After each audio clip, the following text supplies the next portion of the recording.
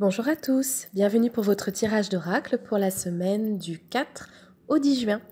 Alors cette semaine à nouveau un tirage pour lequel vous n'avez qu'à vous laisser porter, où tout le travail a été fait par Michael. Et puis nous reviendrons à d'autres formules bien sûr sur d'autres semaines pour ceux qui les aiment aussi beaucoup. Alors pour cette semaine j'ai choisi le tarot des anges gardiens. 3 cartes, début, milieu, fin de semaine ou à prendre dans l'ensemble de la semaine. Et vous allez constater que, et pourtant je vous assure, je change de jeu à chaque fois, vous l'avez vu, j'ai des jeux qui peuvent contenir 72 cartes, vraiment je les mélange autant que je peux, vraiment je vous assure, je ne fais pas exprès de tomber sur les mêmes cartes ou les mêmes messages. Et pourtant c'est bien le cas, vous allez voir que pour chacun des messages, c'est exactement ce qu'on nous a dit la semaine dernière, la semaine d'avant et celle encore d'avant, etc. C'est quasiment les mêmes messages depuis le début de l'année, pour toujours nous indiquer que nous sommes dans la même période, que nous avons toujours à mettre en application exactement les mêmes conseils. Les conseils ne varient pas, en tout cas sur le plan global, évidemment, individuellement, ça peut être différent, mais sur les énergies globales, ça ne change pas et Michael garde la même ligne directrice. Alors pour le début de semaine, la carte qui est sortie, c'est la carte numéro 18, qui dans un tarot classique pourrait correspondre à la carte de la Lune. Et c'est la carte qui dit se fier à son intuition. Alors cette carte-là est déjà sortie, la semaine dernière ou la semaine avant, je ne sais plus. Je crois que c'était il y a 15 jours d'ailleurs. C'est une carte qui dit déjà qu'il faut mettre en application l'adage bien connu de « pour vivre heureux, vivons cachés ». Et bien sûr, on ne vous demande pas d'être méfiant, mais on vous demande d'être prudent et de pouvoir vous protéger de certaines jalousies, de certaines envies, de certaines critiques aussi qui pourraient vous blesser ou vous ralentir dans vos objectifs. Parfois, on se laisse un petit peu happer par la négativité des autres, par leurs doutes, même lorsque ce sont des doutes bienveillants. Donc cette carte vous dit, si vous êtes en ce moment en train de faire des gros changements, que ce soit sur vous-même ou dans votre vie, essayez de garder certaines choses pour vous, de ne pas forcément en parler totalement ouvertement. Pas parce que c'est dans un souhait de dissimuler quoi que ce soit à votre entourage, à vos amis ou dans le milieu du travail, mais parce que tant que les choses ne sont pas concrétisées, il vaut mieux pas forcément les exposer. À ce moment-là, vous pouvez tout garder pour vous, garder vos forces pour vous, et puis vous en parlerez quand les choses seront un tout petit peu plus concrètes ou quasiment sur le point d'être réalisées. Et puis cette carte également vous indique que dans cette semaine, particulièrement cette semaine, vous allez avoir besoin de votre intuition pour prendre une décision.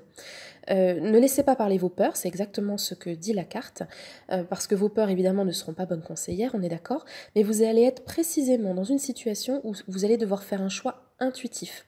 C'est un peu comme un test, si vous voulez, c'est un peu pour voir si ces derniers temps, effectivement, vous avez bien grandi, vous avez bien appris à être en phase avec vous-même, si vous êtes aujourd'hui capable d'être votre propre maître sur le plan intuitif et de faire le choix qui est bon pour vous, justement, sans les pressions extérieures, un choix qui soit on va dire, aligné pour vous sur le plan corps, âme, esprit, aligné au cœur, etc. Donc vous allez avoir cette semaine une décision à prendre, peut-être une hésitation, vous allez vous dire je sens quelque chose mais j'arrive pas à mettre le doigt dessus. Eh bien prêtez attention à ça, essayez de faire travailler votre intuition pour arriver à sortir de cette situation et de ce questionnement. Ce sera pas un questionnement majeur, c'est pas quelque chose d'extrêmement important, enfin ça peut l'être, mais je veux dire c'est pas quelque chose de majeur ou de dramatique, mais ça va être un très bon entraînement pour vous. Alors la deuxième carte qui est sortie, c'est celle du messager de la prospérité. Et puis on voit qu'on est toujours dans la même thématique, c'est-à-dire qu'on est toujours, et je crois que c'est vraiment le cas, et ça va l'être encore un peu, de tout ce qui représente les nouveaux défis pour chacun d'entre nous, la plupart du temps sur le plan de l'activité, mais aussi sur le plan du travail sur soi, développement personnel. Donc vous allez avoir, vous êtes en route en fait pour obtenir ce que vous souhaitez et cette carte est un encouragement supplémentaire. Donc cette semaine particulièrement, parmi toutes les personnes qui sont en train de faire ces modifications, ces avancées, relever ces défis, etc., certains d'entre vous vont recevoir cette semaine un aboutissement, une réponse, une bonne nouvelle. Pour d'autres, cette carte est un encouragement pour dire que votre tour viendra aussi. Donc c'est une très jolie carte qui vous demande de rester positif évidemment, qui vous demande de rester optimiste, de ne pas voir les choses en noir, et même si vous voyez certaines personnes obtenir des choses alors que vous avez l'impression de rester sur le carreau, ne vous inquiétez pas, votre tour va venir aussi. Le timing divin n'est pas forcément exactement le même pour tout le monde, et même si nous baignons tous en ce moment dans ces mêmes énergies de défis à relever dans le but de passer la ligne d'arrivée, il est certain que nous n'allons pas passer la ligne d'arrivée en même temps. Et ça tombe bien, c'est pas une compétition. Donc surtout, pour ceux qui ont une bonne nouvelle, eh bien écoutez, félicitations, bravo pour tout ce travail. Et pour ceux dont les nouvelles tardent un peu, ne vous inquiétez pas, votre tour viendra. Et la troisième carte, c'est la carte numéro 3. Dans le tarot classique, ça représenterait l'impératrice. C'est la carte de la créativité, de la prospérité, mais pour moi, c'est surtout la carte de la fécondité. Toutes sortes de fécondité, c'est-à-dire donner naissance au projet, donner naissance à un enfant, donner naissance à une nouvelle situation. Bref, ça veut dire que tous les champs des possibles sont ouverts. De toute façon, on est maintenant au mois de juin, on approche du solstice d'été, et pour ceux qui écoutent régulièrement mes podcasts, je vous l'avais expliqué, le passage du solstice d'été est très particulier, puisqu'il marque la fin en fait des passages les plus pas douloureux, mais les plus complexes, puisque les choses qui peuvent être un peu pénibles, pour certains malheureusement, vont continuer encore un peu aussi, c'est normal, ça fait partie de la vie, on va dire. Des défis à relever, il va y en avoir encore. Ils vont pas tous se lever d'un coup comme ça, le jour du solstice d'été.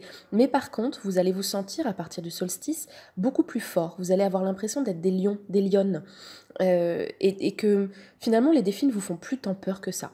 Vous en avez tellement dépassé, ça a été déjà tellement complexe pour vous d'évoluer, vous avez tellement gagné en force que de toute façon aujourd'hui, affronter un défi finalement c'est pas pire qu'autre chose, donc vous ne les vivrez plus de la même façon et vous serez dans une période beaucoup plus active, très pragmatique aussi, très ancrée sur terre, avec un peu plus de joie au cœur. Donc vivement ce solstice. En attendant, c'est normal qu'une carte comme créativité et prospérité se présente, puisqu'elle vous rappelle que vous êtes dans une phase de créativité, nous sommes toujours au printemps, nous sommes toujours dans la phase énergétique qui permet de donner naissance au projet.